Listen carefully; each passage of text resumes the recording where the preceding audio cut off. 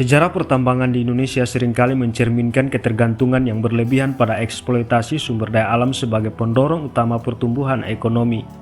Menurut data dari Kementerian Energi dan Sumber Daya Mineral, sektor pertambangan menyumbang sekitar 12% dari produk domestik bruto negara pada tahun 2020. Namun, kebijakan pemerintah cenderung memprioritaskan eksploitasi dan ekspor sumber daya alam tanpa memperhitungkan dampak jangka panjang terhadap lingkungan dan masyarakat lokal. Pengolahan sumber daya alam terutama dalam sektor pertambangan seringkali dilakukan tanpa transparansi dan akuntabilitas yang memadai. Menurut laporan dari Transparansi Internasional, korupsi dalam sektor pertambangan di Indonesia masih menjadi masalah serius yang menghambat pembangunan berkelanjutan dan berdampak negatif pada investasi serta kehidupan masyarakat. Dampak lingkungan yang serius termasuk kerusakan lingkungan, pencemaran air dan udara serta hilangnya keanekaragaman hayati seringkali terjadi karena kebijakan pertambangan yang tidak berkelanjutan. Menurut data dari Kementerian Lingkungan Hidup dan Kehutanan, sekitar 70% sungai di Indonesia tercemar oleh limbah pertambangan, mengakibatkan kerugian ekologis dan sosial yang begitu berarti. Studi terbaru yang diterbitkan dalam jurnal ilmiah Environmental Science and Technology, sekitar 70% dari semua limbah pertambangan di Indonesia tidak diolah atau dikelola dengan benar, meningkatkan resiko pencemaran lingkungan dan kesehatan masyarakat.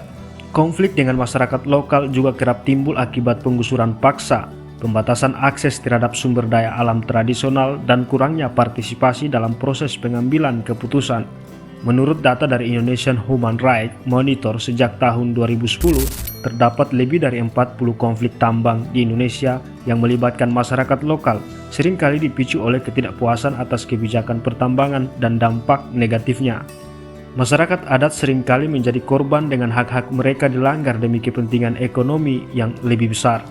Menurut data dari Komisi Nasional Hak Asasi Manusia, terdapat banyak pelanggaran hak asasi manusia yang terkait dengan industri pertambangan di Indonesia, termasuk pelanggaran hak-hak masyarakat adat atas tanah dan sumber daya alam mereka.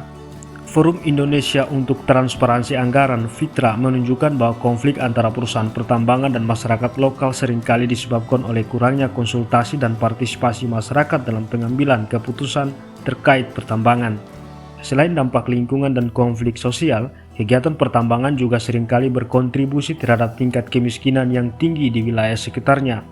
Menurut data Badan Pusat Statistik, beberapa daerah yang memiliki industri pertambangan yang besar masih memiliki tingkat kemiskinan yang signifikan. Contohnya Provinsi Papua yang merupakan salah satu produsen utama tambang emas dan tembaga, memiliki tingkat kemiskinan sebesar 27,33% pada Maret 2021. Lebih tinggi dari rata-rata nasional sebesar 9,75%.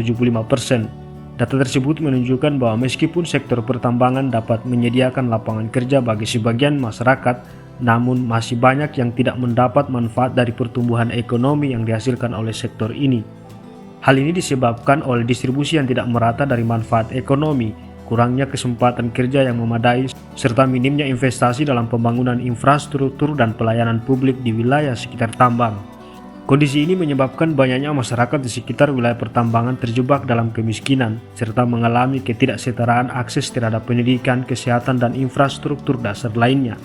Sebuah penelitian menunjukkan bahwa adanya pertambangan besar-besaran dalam suatu daerah seringkali meningkatkan kesenjangan ekonomi antara penduduk lokal dan pekerja tambang, yang seringkali berasal dari luar daerah itu sendiri. Institut Kebijakan Pembangunan Nasional mencatat terdapat korelasi langsung antara pertambangan besar-besaran dan peningkatan tingkat kemiskinan di daerah tersebut.